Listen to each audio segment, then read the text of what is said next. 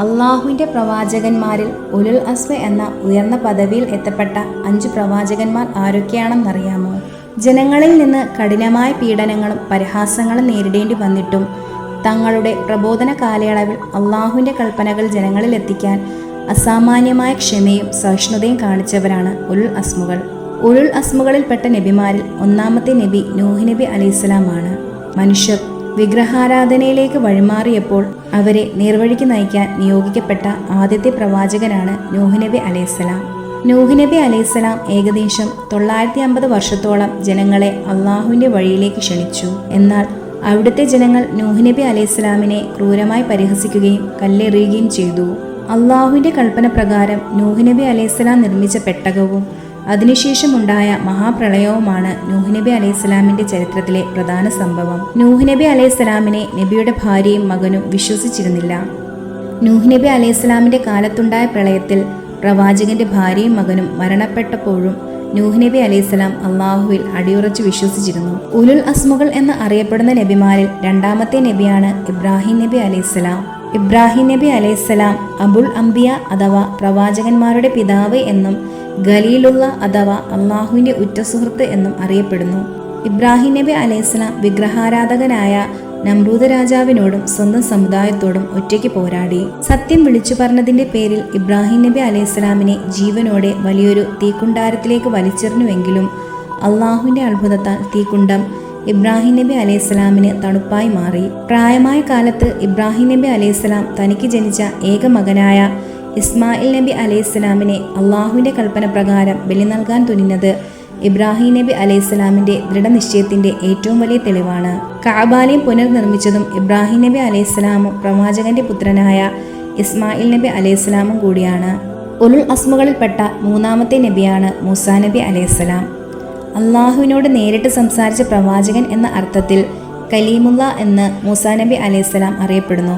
Israel സന്തതികളിലേക്ക് തൗറാത്ത് എന്ന വേദഗ്രന്ഥവുമായി നിയോഗിക്കപ്പെട്ട പ്രവാചകനായിരുന്നു മൂസാ നബി അലൈഹിസ്സലാം. ഈജിപ്തിലെ ക്രൂരനായ ഭരണാധികാരിയായിരുന്ന ഫിർഔനോടും അവന്റെ സൈന്യത്തോടുമാണ് മൂസാ നബി അലൈഹിസ്സലാമിന് പോരാടേണ്ടി വന്നത്.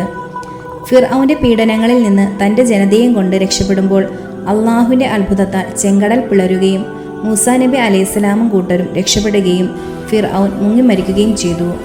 പിന്നീട് സ്വന്തം ജനതയായ ബനു ഇസ്രായേലിയരിൽ നിന്നും അദ്ദേഹത്തിന് കടുത്ത മാനസിക പ്രയാസങ്ങൾ നേരിടേണ്ടി വന്നെങ്കിലും മൂസാ നബി അലൈഹിസ്സലാം അള്ളാഹുവിൽ അടിയുറച്ച് വിശ്വസിച്ചിരുന്നു. ഉലുൽ അസ്മുകളിൽപ്പെട്ട നാലാമത്തെ നബിയാണ് ഈസാ നബി അലൈഹിസ്സലാം.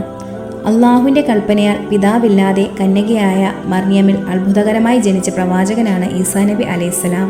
ഇഞ്ചീൽ എന്ന വേദഗ്രന്ഥം ലഭിച്ചത് ഈസാ നബി അലൈഹിസ്സലാമിനാണ്. രോഗികളെ സുഖപ്പെടുത്താൻ ഈസാ നബി അലൈഹിസ്സലാമിന് കഴിഞ്ഞിരുന്നു. എന്നാൽ അന്നത്തെ ഭരണാധികാരികളും ജൂതന്മാരിലെ ഒരു വിഭാഗവും ഈസാ നബി അലൈഹിസ്സലാമിനെ കള്ളപ്രവാചകനായി ചിത്രീകരിക്കുകയും ക്രൂശിക്കാൻ ശ്രമിക്കുകയും ചെയ്തു. എന്നാൽ ഇസ്ലാമിക വിശ്വാസപ്രകാരം ശത്രുക്കൾ ഈസാ നബി അലൈഹിസ്സലാമിനെ ക്രൂശിച്ചിട്ടില്ല. പകരം ഈസാ നബി അലൈഹിസ്സലാമിനെ ജീവനോടെ ആകാശത്തേക്ക് ഉയർത്തുകയാണ് ചെയ്തത്. അന്ത്യനാളിന് മുമ്പ് അദ്ദേഹം ഭൂമിയിലേക്ക് മടങ്ങി വരുമെന്നും മുസ്ലിങ്ങൾ വിശ്വസിക്കുന്നു. ഉലുൽ അസ്മുകളിൽപ്പെട്ട അഞ്ചാമത്തെ പ്രവാചകനാണ് മുഹമ്മദ് നബി സല്ലല്ലാഹു അലൈഹി വസല്ലം. അള്ളാഹുവിൻ്റെ അവസാനത്തെ പ്രവാചകനും ഖാതബുൻ നബിയീൻ അഥവാ പ്രവാചകന്മാരുടെ നേതാവുമാണ് മുഹമ്മദ് നബി സല്ലല്ലാഹു അലൈഹി വസല്ലം.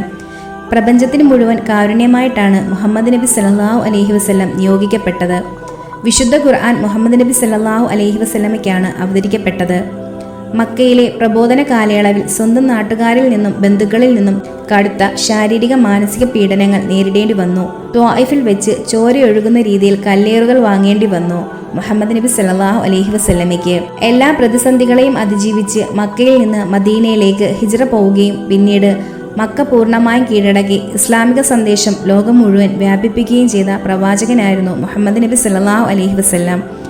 ശത്രുക്കളോട് പോലും പുറത്ത കാരുണ്യത്തിന്റെ പ്രവാചകനായിരുന്നു മുഹമ്മദ് നബി സല്ലല്ലാഹു അലൈഹി വസല്ലം. ഈ 5 പ്രവാചകന്മാരാണ് ഉലുൽ അസ്മുകളിൽപ്പെട്ട പ്രവാചകന്മാർ. ഇവർക്ക് ഓരോരുത്തർക്കും അള്ളാഹു പ്രത്യേക വേദഗ്രന്ഥങ്ങളും പുതിയ ശരീഅത്ത് അഥവാ മതനിയമങ്ങളും നൽകപ്പെട്ടിരുന്നു. മറ്റുള്ള പ്രവാചകന്മാരെക്കാളും വലിയ മാനസിക ശാരീരിക പരീക്ഷണങ്ങളാണ് ഇവർക്ക് നേരിടേണ്ടി വന്നത്. വിശുദ്ധ ഖുർആനിലെ സൂറത്തുകളായ സൂറത്തുൽ അഹ്സാബ്, സൂറത്തുൽ ശുറ എന്നീ സൂറത്തുകളിൽ ഉലുൽ അസ്മുകളെക്കുറിച്ച് എടുത്തു പറഞ്ഞിട്ടുണ്ട്.